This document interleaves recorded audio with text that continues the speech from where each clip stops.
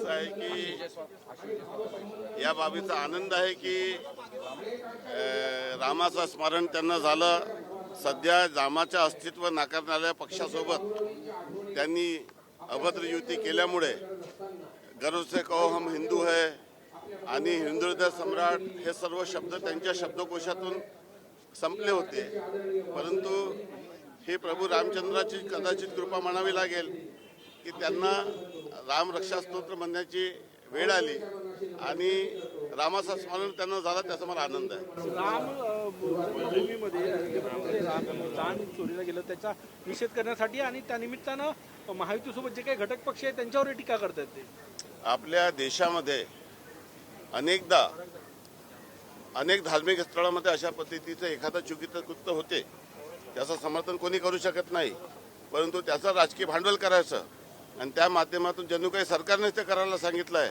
शेवटी चुकीच्या प्रवृत्तीचे लोक समाजात राहत असतात आणि त्यांनी असं केलं म्हणून सरकारला बदनाम करायचं आणि प्रत्येक राजकीय पुढे शेकायची ही बाब योग्य नाही. ज्यांनी रामाचं अस्तित्व नाकारलं त्यांच्यासोबत अभद्र युती करून न काँग्रेसला बोलण्याचा अधिकार आहे न त्यांच्याशी युती करणाऱ्याला रामाबद्दल बोलण्याचा अधिकार आहे. सर्वांना निमंत्रण दिलं, गद्दार म्हणून फक्त शिवसेनेच्या लोकांना दिलं नाही.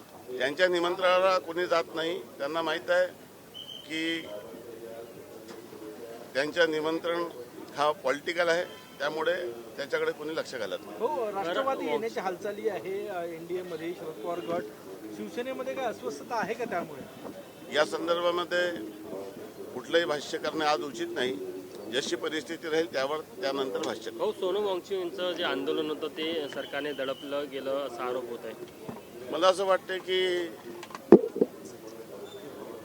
श्री सोनम वांगचुक यांनी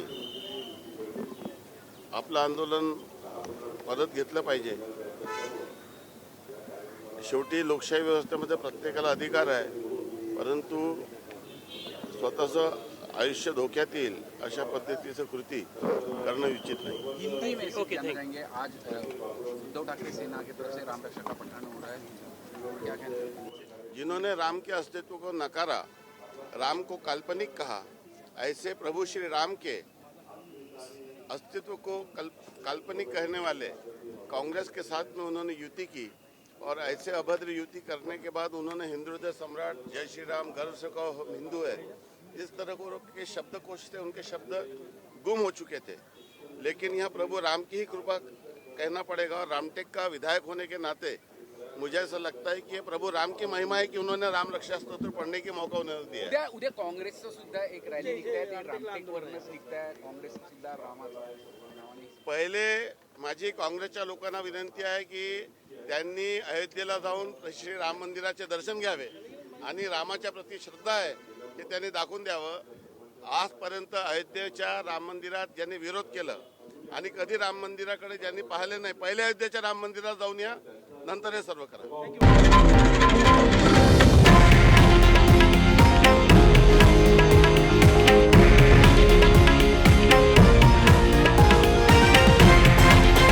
हे आहे देशातील नंबर 1 न्यूज नेटवर्क आणि आपण पाहत आहात TV9 मराठी, एकमेव.